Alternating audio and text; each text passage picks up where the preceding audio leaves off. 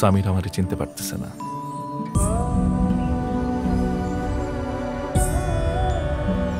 চিনবে কেমনে? আগে কোনোদিন দেখে নাই তো। ওর জন্মের সময় আমি দুবাই থেকে আসতে পারি নাই।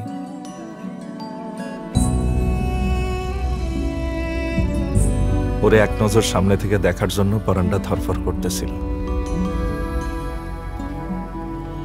চাইলেই কি আর 1000 মাইল পাড়ি দিয়ে আসা যায়?